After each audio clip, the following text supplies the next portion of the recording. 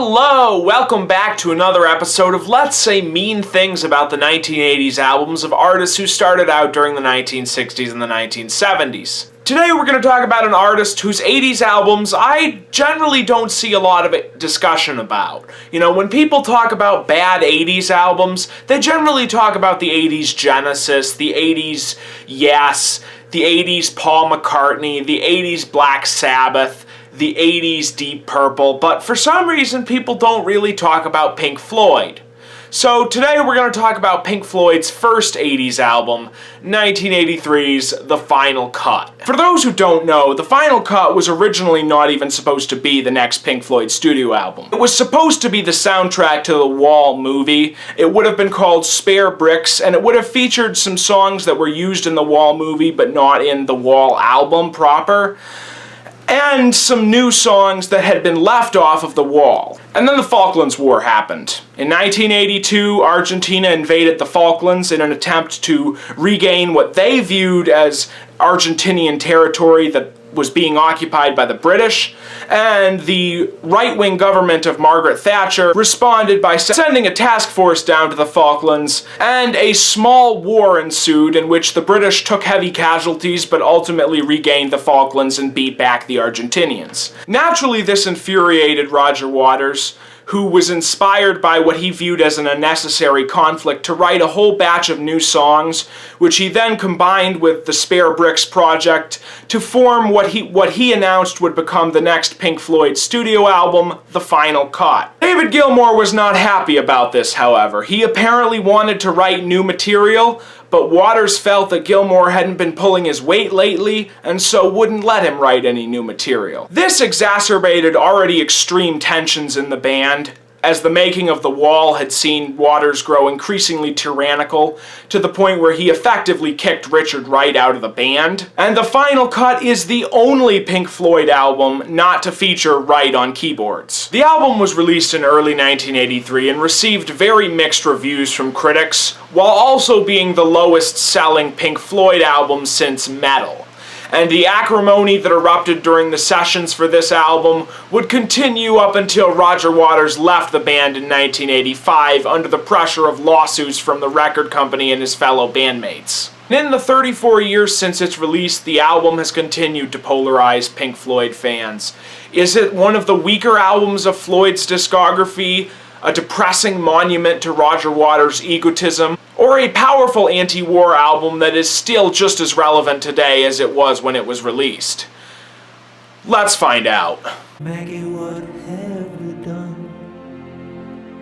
And so right off the bat we are introduced to one of the main themes of this album, the idea that the conservatives who dismantled the welfare state in the 1970s and the 1980s, and who led Britain into the Falklands War, were betraying the legacy of those who died during the Second World War, with Waters going so far as to ask, "Was it for this that Daddy died? With cattle trucks lying in wood." This is one of the Wall reject songs, and if you really listen to the lyrics, even though it was rewritten, you can tell that it was from the Wall originally. The main chorus bit could be about a soldier returning home and not being unable to reconnect with people, or it could be about Pink Floyd being estranged from his wife. And I do really like the David Gilmour solo in the middle of the song.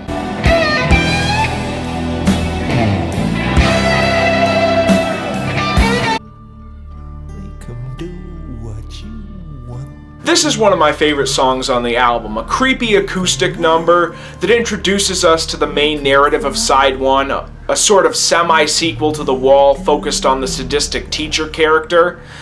And it's revealed that he was a World War II vet.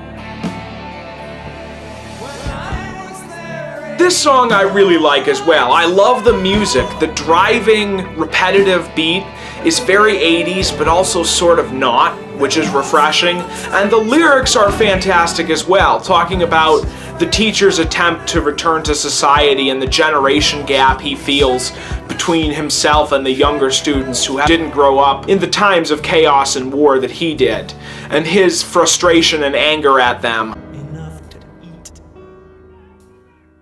Some The Gunner's Dream is one of the most moving songs on the final cut, describing a dying serviceman's utopian vision of a world without hatred or tyranny or oppression. And so side one ends on a depressing note as the teacher lapses into alcoholism as an attempt to self-medicate his PTSD. Get Your Filthy Hands Off My Desert serves as a brief intro to the much less narrative-centric, much more overtly political second half of this album. The lyrics refer to recent world conflicts and such events as the Soviet invasion of Afghanistan, Israeli incursions into Beirut, and the sinking of the Argentinian cruiser General Belgrano by the HMS Conqueror. Mrs. Thatcher, the Paisley. This song may or may not be the darkest thing on the album, in which Waters fantasizes about taking all the oppressive rulers and warmongering leaders of the world, putting them in an old folks' home, and then gassing them. She stands upon Southampton Dock. Southampton Docks is a softer song that refers yet again to the plight of soldiers going off to war, coming back from war, and the sacrifices that are made and the evils of war, and forgive me if I sound exasperated, but we've heard this before. The title track is also one of my favorite songs here, despite the fact that the main melody of the song shamelessly rips off the chorus from Comfortably Numb. Lyrically, it tends to be seen as an epilogue to The Wall, with the Pink Floyd character having attempted suicide after the wall came down, but not having the guts to go through with it. And finally, we've got Gilmour singing a song. Yes, this is the only song on the album that David Gilmour sings. And it's pretty good, even though some might say it's just a rewrite of Young Lust. And I like the lyrical themes about conformity, jingoism, throwaway society, and I love the little reprise of One of the Few.